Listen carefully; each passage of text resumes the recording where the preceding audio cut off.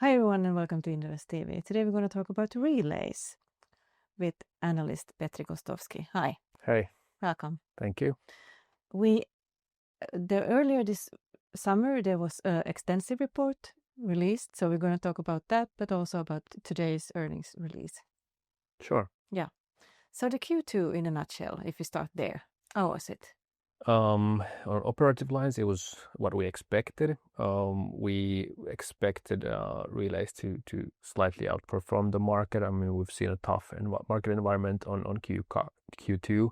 Well, if we look at, for example, peers reports, they didn't report that good earnings. Mm-hmm. So, given this situation, I think it was a robust performance from Relays. So a robust Yeah. Q2. Yeah. Yeah. So let's dig deeper into the company itself. It operates in the vehicle aftermarket. What does that mean? Well, basically, it consists of all products and services that are operating in the part of the value chain when the vehicle is taken out of the shop. So when it's driven out of there, Mm-hmm. we can add products, maintenance products, for example, lighting, have repair, maintenance services, and then basically until the end of the lifeline. So when it's demolished. So it can be a lot of so everything from repair to demolishing. Until there, because then Relays does not do that demolishing part, and that's not the aftermarket anymore. I guess it's the afterlife that afterlife of course, that's true. Yeah, so now we know what they're doing, and over 10 acquisitions in one decade. What's the track record there? Have they all been good M&As or? It's tough to say on an acquisition level, because the company's reporting basically, if you look at geographically, in a few segments and then two business lines.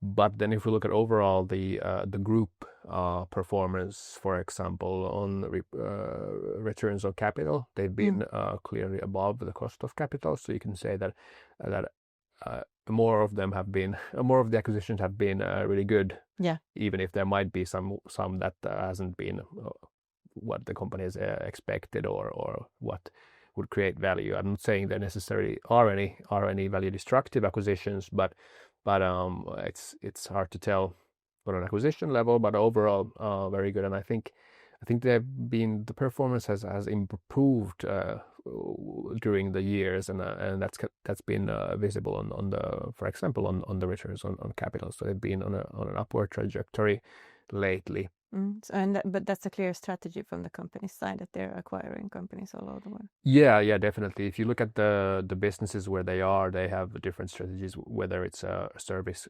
business or a so-called product business. But then if you look at Relays Group as a whole, I mean, it's one of these what we call compounders. So their strategy is mainly to allocate their cash flows into new acquisitions, and by this make the group bigger, obviously, but create more value and have synergies inside the group companies. Yeah. So if you look at the customers, who are they? Depending on the business where you are, it can be for the product businesses, so the wholesale businesses, it can be repair and maintenance shops. It can be Relays' own or other repair and maintenance shops. It can be, well, me and you, if we decide to buy our commercial or our vehicle new Lightning, we can buy one that's Relays brands. Obviously, it goes through the stores, whether it's in Finland or in the other Nordics, some local store that sells them. But that's basically the end customer would be us. So there's a wide variety, and then obviously on the workshop business, they are repair and maintenance for commercial vehicles. So that would be anyone operating a commercial vehicle that needs to have annual maintenance, or whether they have some other problems, so when they need to repair their vehicle. So it's a wide variety of customers. So what about the diversity of the how big is the biggest customer? And that's something we don't know exactly, but given the nature of the business and given the geographical footprint of Relays, I would say there's not really any big customers. They are, I mean, the top 10 do not bring any big part of the sales, and the number of customers are many thousands. So it's a broad group. Yeah. So what about the market? What do the market conditions look like, and how big is it? If you look at the aftermarket, it's said to be some 20 billion, but then again, this consists of business areas where Relais does not definitely currently operate, but they are business areas where they could operate in the future, given that they are acquisition driven. Yeah, acquisition driven company. Nevertheless, the current market in the Nordics is very big compared to Relais's current size, and lately they've been expanding to Central Europe with small steps, but you can really see what they're building there. So yeah, I mean, I don't think the market size will stop them from growing in the foreseeable future. If we look at the market conditions, I mean, generally the businesses and the market are defensive. So we've seen a lot of turbulence in the economy in the past few years, just lately. Yeah. But it doesn't really impact these businesses. Yeah. There's smaller fluctuations. Some peers commented that Q2 was very tough, and there was a lot of price competition and lower demand. You could see some of that in Relais operations, but when we consider in the extent of the whole, for example, Finnish stock exchange, what we've seen in fluctuations in demand, it is really defensive business. Yeah. Just lately, Relais commented that they've seen some positive signs, so that would indicate that maybe the general economy is turning like we've been expecting for long.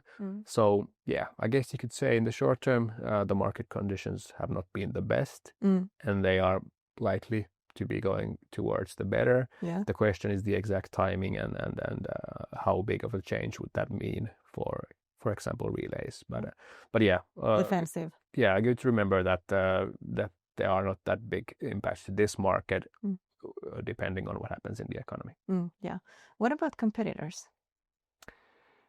Again, different businesses have different competitors. So if you are operating Relais is operating a workshop somewhere in Finland, in some city or town, the competition is rather local. So if you have a workshop and it's servicing most of the vehicle operators there, you don't really have that tough competition. Yeah. But then if you go to some spare parts in the Nordics, there might be a big variety of different providers, and then it's a business where you can't really see any competitive advantages on a product level. Yeah. It's more of the level of service and how fast you're able to deliver what the customers need and so on.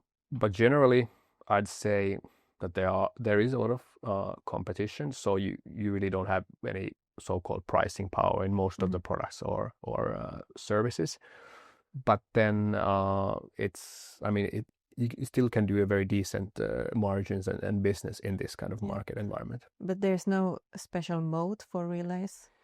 On a group level, I would say no. But then again, if we go to that one town, one workshop, you might be the only big enough player in town to serve some customer segment. So then kind of you do have a mode. But these businesses are something that there's nothing really stopping from someone going into the market, but it doesn't necessarily mean that someone's going to do that. Yeah, true. Yeah. So from an investor's point of view, what's the investment case in Relais? What would you say? Well, given their strategy and their group level business model, everything comes down to on how well they allocate capital. So how good acquisitions they make. Relais is, we have different types of serial acquirers, and depending on the markets where they operate, what kind of acquisitions they are doing. I think for Relais it's interesting that they really aim to have targets that they can grow substantially in the future, and then there's few good examples. what they've done in the past years, and thinking about the acquisition in Central Europe they've just done. They've communicated that they have a clear path in really growing that business.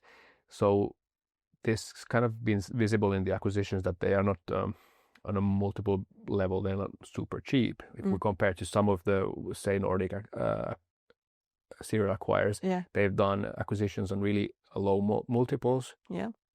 Well, you could guess that that doesn't really then imply that they're aiming to, or that they have very good growth prospects. Well, then on the other hand, Relais is, paying more attention in the current or the prospects of developing the business. So well, obviously everything comes down into how well they allocate capital, but then also on how well they are able to grow these businesses in size, have better earnings from them, have bigger cash flows, and which they then can again allocate to new acquisitions. So acquisitions as cash flow. So what about valuation? Well, currently, if you look at it on an earnings-based valuation, it's not too high. I mean, it's maybe a bit lower than the average player in Helsinki Stock Exchange. Then if you compare it to the peers that are operating in the same businesses, so in the wholesale or in the repair and maintenance, it's pretty much in line with their valuation. Then if you compare to the Nordic compounders, it's with a clear discount. I think Relais's track record from the acquisitions and capital returns on capital justify a higher valuation than the industry peers. But then, even though that their returns on capital have been going up, they're still somewhat below the so-called established or the best Nordic compounders. So I would say that it would be justified that Relais is valued somewhere in between these groups. But I think it's very interesting if you think about the mid to long term, we've clearly seen some sort of step up in Relais's operations, how they look at acquisitions, and then hence what kind of returns on capital they can reach to. So I mean, there's a clear potential for a higher valuation. I think the market is just not really willing to price the company as a so-called or as a company that has a very attractive and return on capital and proven track record from that. So yeah, we'll see what comes in the sounds interesting. Mid to long term. So what's our recommendation? Currently it's accumulate. Thank you so much for all these comments. Thank you. Thank you.